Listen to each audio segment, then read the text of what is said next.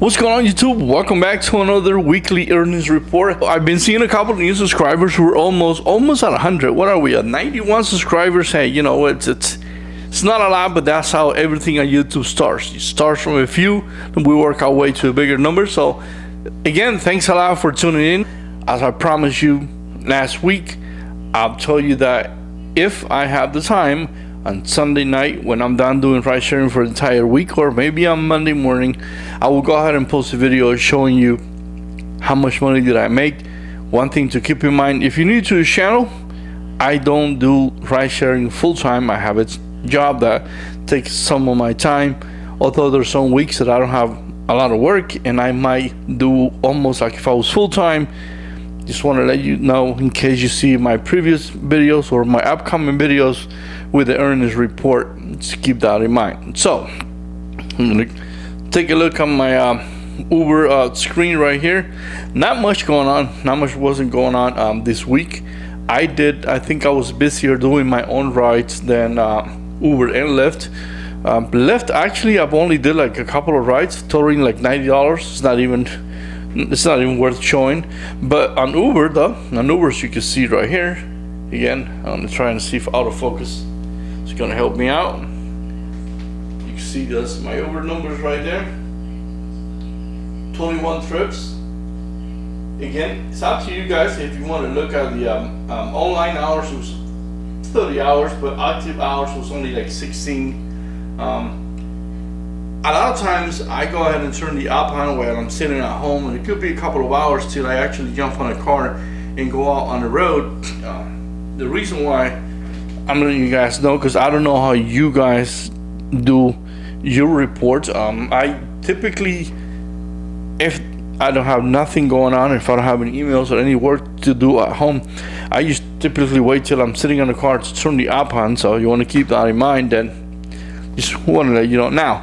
My own trips, and these are trips from a long list of riders that I have, come up with throughout the 1 year. By the way, it's been a year now since I've been doing ride sharing. I have a video coming up to kind of tell you how that went and my earnings throughout that 1 year. So I have developed a list of clients outside the Uber app here in the LA area that travel a lot. And as you all know, the prices for a Uber reservation, it's like ridiculous, just one way. And they just rather call me so that I can go ahead and take care of all the travel needs, at least back and forward from home to the airport and the like. So this week I did 19 rides, and those 19 rides are priced at $60 each. That's a total of $11.40.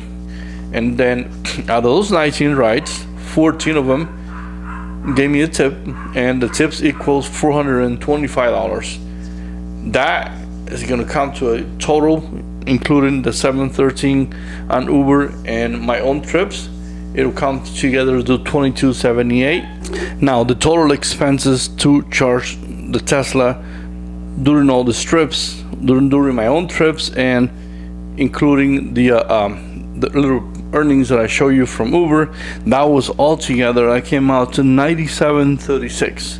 That's how much money I spend on charging the Tesla whenever I do my trips. Now, one thing to keep in mind, and I want to let you guys know, because again, I'm going to try to be as transparent as I can.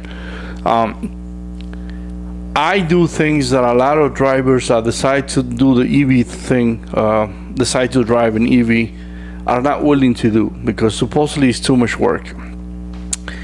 There's one thing that I have learned in this 1 year of doing Uber, is that you, just like anything else you do when you're trying to make some money, that you need to be willing to do a bit of sacrifices. And I do not mind getting up at 3 in the morning.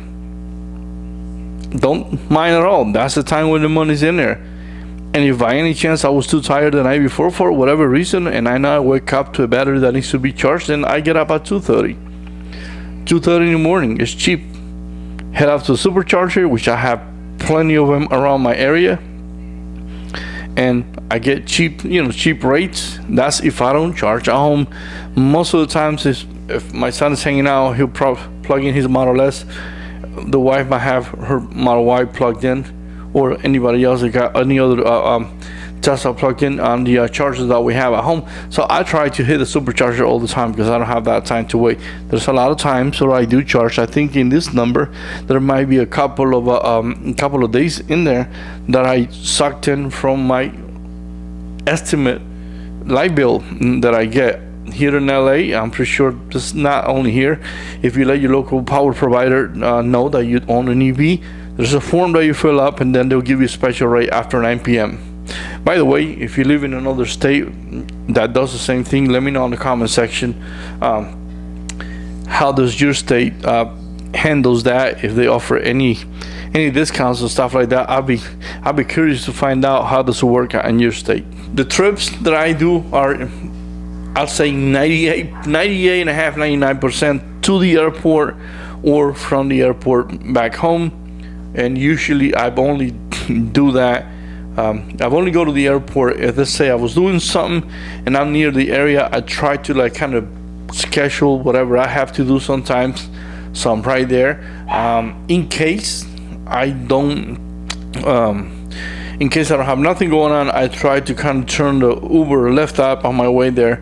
For the most part, I always end up getting a ride to the airport that has nothing to do with my own trips. So that way you shut off the app when I get to the airport, hang out on the side of the airport till my passengers come, and that's how I do it. So there you have it. Altogether, $22.78. I want to make a separate video later on talking about, how I go about converting Uber riders into my own passengers. One thing that I'm going to tell you, and I don't know if you've been experiencing these on your market, please let me know, because I'll be interested to find out.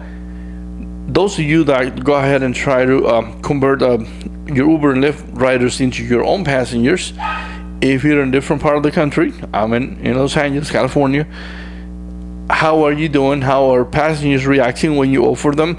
Here, I'll say I have only got maybe 4 passengers that had told me the first time, hey, I'm good now, but when they come back, they end up calling me.